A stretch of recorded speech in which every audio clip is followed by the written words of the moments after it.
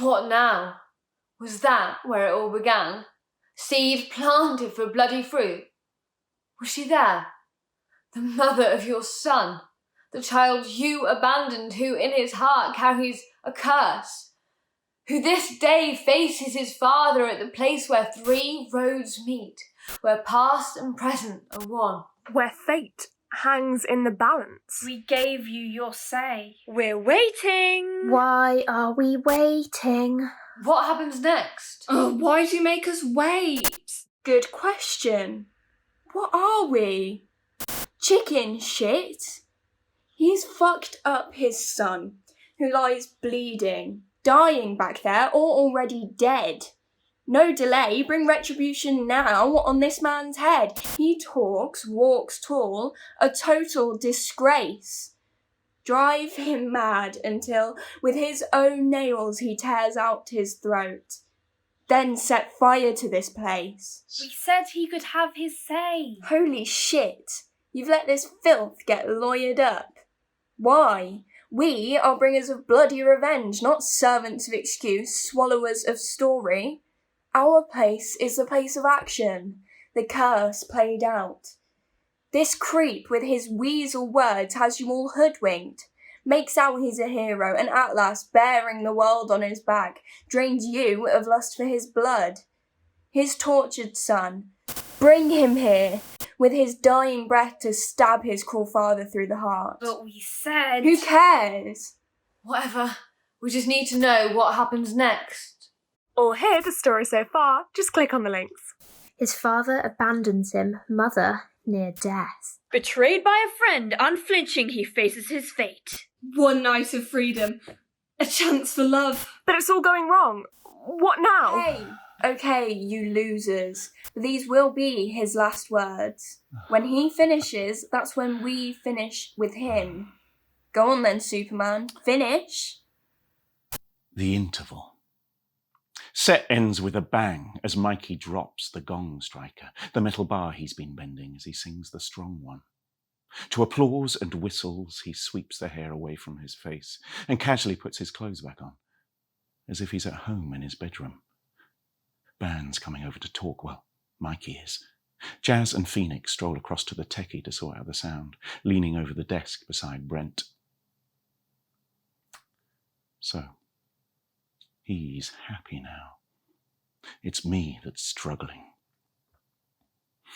Mikey's robbed me again. Robbed me of my pain, robbed me of my inspiration, but he's done it so bloody well. And now he's talking to me like years ago was yesterday. Loz, great! So pleased you came. What do you think? Sorry it didn't work out, crickets and all. Time moves on, music too. But I thought you'd like the strong one. Kind of your idea, after all. Feel a bit silly up there in my pants, but sort of works. Cassie's smiling at him. Tanya and Amy hanging on every word. I'm boiling up, but don't want to look bad. Yeah, great. I search around for something else to say. Looks like you spent the last 6 years in the gym. Do a lot of sport at Sheriff, Mikey says. Got me playing prop for the school rugby team. This is going nowhere. But, seemingly prompted by Cassie, he says, how's your mum? I've had enough. Dying, I say. He doesn't flinch. Sorry. Puts a hand on my arm, looks me in the eye like he really means it. So sorry. Then turns to Tanya and Amy. What do you think of Cassie's artwork? Got real talent, yeah. It's me that's drowning. But there's a sudden shout from the direction of the sound desk. Get the fuck off me! It's Phoenix. We all turn, and there she is, standing by Brent with her suit jacket unbuttoned, which wouldn't be remarkable if she had more than a bra underneath. Brent, red-faced, tries to make a joke of it. Just asked her if I could hold her coat. But there's obviously more to it than that. I'm not your fucking property to fiddle with, she snaps, doing up her button. Idiot, adds Jazz, and they walk backstage, leaving Brent looking like the rapist in the dock. Mikey gives me a look and a sigh, like I'm Brent's dad and need to give him a smack, and chases after the girls. Brent, meanwhile, has gone off like a rocket. It came undone by itself. I was having a joke. What the fuck's wrong with those bitches? Pushes his stool back. and goes to the bar. I'm about to follow him to the bar when Cassie raises a hand. Maybe you should see him home. I've got a bad feeling about this. She says, Mikey's put a lot into this. Don't want anything to go wrong. Well, as far as I'm concerned, it's already gone wrong. It'll be okay, I say. I'll take care of him. When I get to the bar, I see there's little chance of that. He's already knocked back one vodka shot and ordered another. Shit, he says. It's all shit, this. They're taking the piss. He sounds like his dad, thinking maybe Cassie was right. Brent, maybe we... But there's a ripple of applause, the thump of a drum machine, and Brent stumbles back to his stool before I can stop him. I slip into my seat next to Cass. She winces and starts biting her nails. Jazz and Phoenix have taken the lead in the second set. They've changed out of their suits into T-shirts and baggy frocks that look like they've come from a 50s jumble sale, and there's something raw and edgy about them. They're playing a lot of punk, the Slits, Weird Susie and the Banshee stuff. They're moving to psychopop, which makes me worry about Brent, but he's just sitting there stewing with his eyes on the mixing desk. They're singing about carnival and they've pulled out psychedelic painted masks, mooning about to the words. Every day the show commences, from the moment I wake in bed. I'm the owner of the fairground, got a carnival in my head. I look at Brent, he looks back at me and winks, yeah, maybe we should go. But then everything quietens down. Jazz and Phoenix sit on the stage. Mikey gives himself a note on the keyboard and sings unaccompanied.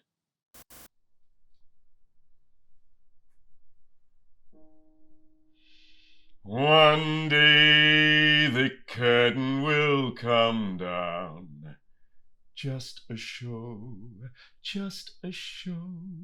I used to think that's all there ever was to know. Make a face to meet the faces that you meet. Look as if you're going somewhere, walking down a one-way street. Build yourselves a layer of hard skin,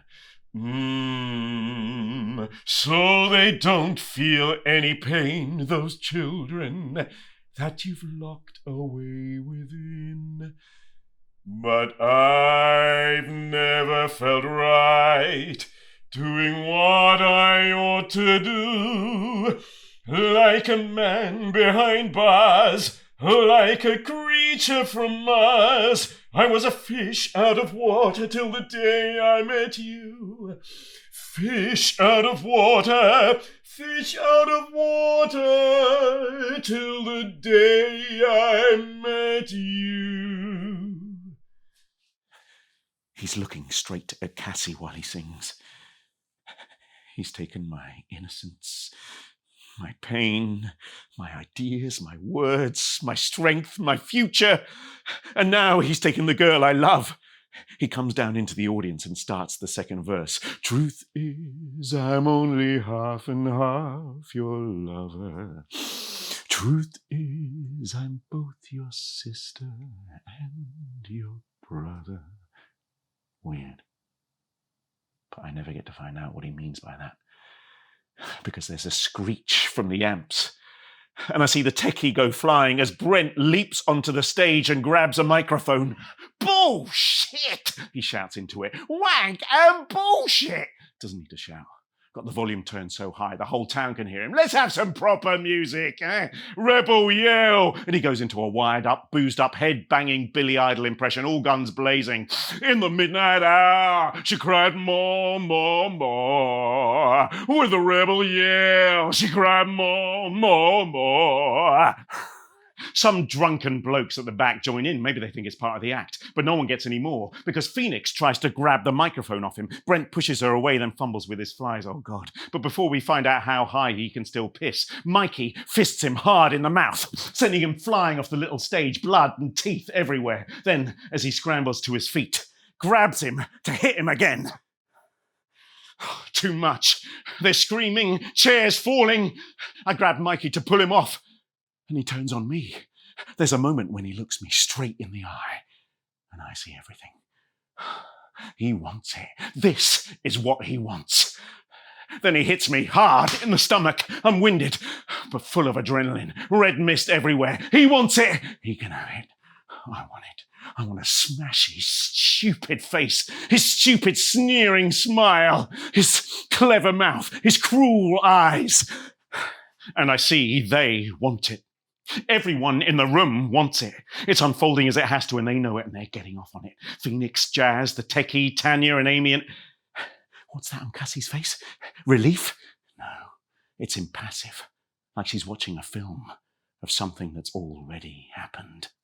He goes to hit me again, but I block it with my arm. It hurts. He's fit, plays rugby, I'm unfit, and I've been drinking. People are pulling back to make space. Why hasn't the landlord stopped it? Is he called the police? Look at you, little oik, sweating like a pig.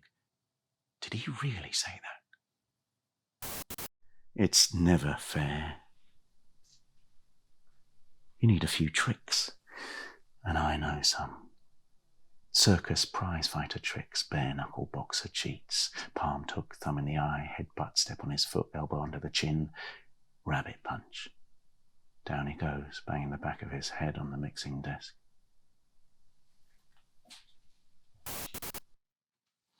Now they arrive. Police, ambulance, the works. Room's clearing, but not quick enough. Whistles, commands, paramedics. Everybody's in trouble. Dodgy landlord, too. Drugs, violence, underage drinking. Gonna make the local newspaper, this one. Yeah, I know. What's this got to do with now? Does he die in Cassie's arms? In my arms? Yeah, something dies. And yeah, I've knocked his block off, but he's not dead. Did it change our lives forever? Like shit blurb on a paperback? Yeah. Because our lives are changed every day forever. So how, by days of change, do we get from there to here? Hospital for Mikey. Severe concussion, broken collarbone, eye injury. And Brent, 2 broken teeth, 1 missing stomach pump. Should have been young offenders prison for someone, but it's hard to unravel. And the kids close ranks. So, it's cautions and social workers all round. Police raid Brent's house, so his brother goes on the run. Someone takes pity on me, and I manage to keep most of the shit from Mum before she dies. Oil pipe Pappy turns up at the funeral, riddled with guilt. Gives me some money, plus Mum's insurance, then fucks off. I pay for Brent to have his teeth fixed. Brent smiles and leaves home. Do a week at the meat factory with Tanya and Amy. Then decide to go to college. Study music. Same place as Cassie. Still fancy her, but she keeps out of my way. She's going out with Mikey. Phoenix and Jazz split up with Mikey and start their own ska and two-tone band, the Cement Mixers. Mikey gives up music, comes to see me, tells me he's going to Oxford to study theology, says he's sorry, says he's found Jesus, gives me his cello. I take it.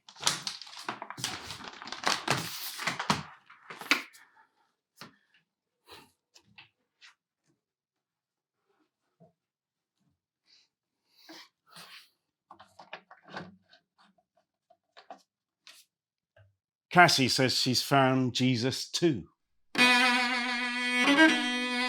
Gives up design course, moves to Oxford to be with Mikey. I go out with lots of girls. They don't all look like Cassie. Go out with Amy for a week. Complete disaster for both of us. Feel lost. Throw myself into music. Practice, practice, practice. Learn the tricks. Practice more, learn more tricks, go to music college, practice more, get a job as an orchestral player. Great hopes, but like the strong man said, life's not fair.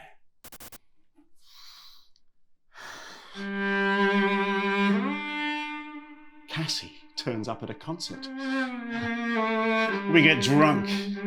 I tell her the classical music world's full of pretentious shits. She tells me she's lost faith in Jesus, but she's still spiritual. Reckons she can see the future, but can't stop it happening.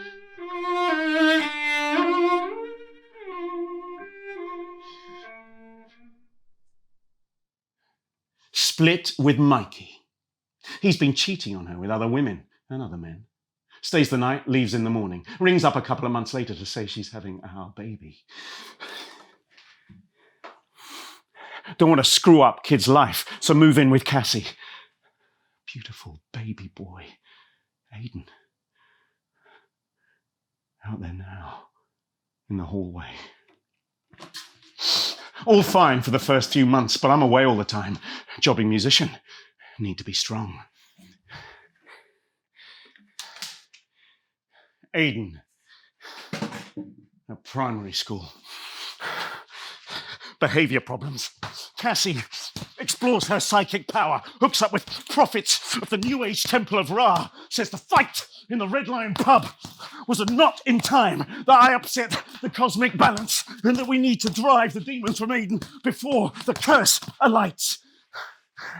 Send him off to board at prep school instead. Cassie goes back to college to finish her art and design course. And I'm on constant tour to pay school fees. Cassie forms art cooperative with kids from her course. We split up. Aiden at boarding school in his exam year. Spends holidays half and half, me and Cassie. Worried that he's hanging out with Junior County Lions Club from the estate. Cassie in Spain with the art cooperative when the pandemic arrives. Aiden gets sent home to me. And that's where we are. At a crossroads, a knot in time where three roads meet. Where the past and the present are one, and only one road leads away. Where is your son? Got to be me, hasn't it? Raise my voice, lift my hand, and whoa, here's Johnny!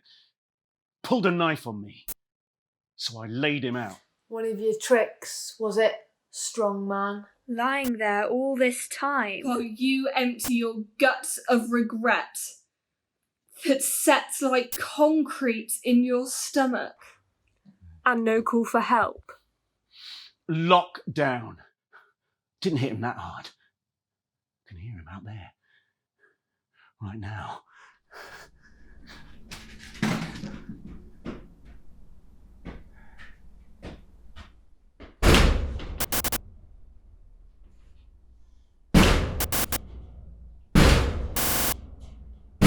Aiden, listen. I'm sorry I hit you. And I'm sorry for all the hurt I've done trying to keep you safe, trying to keep everyone safe. Doesn't work, does it? No certainty in this life. And your mum was right. I screwed up. Like we all screw up. Ourselves, each other. Whole bloody planet. You didn't ask to be born into this world. And you know what? Neither did I. It's not fair and it's not equal. And I think now the best trick is the trick of working together to fix that. Oh, shit. I'm not saying this right. Don't mean to be pompous. Had a bellyful of that myself. Need to listen to you, I know. And we've a chance, way things are, to listen to each other. Because I've been at this crossroads before, and believe me, there's only one road leads from here. And I'd like us to walk it together.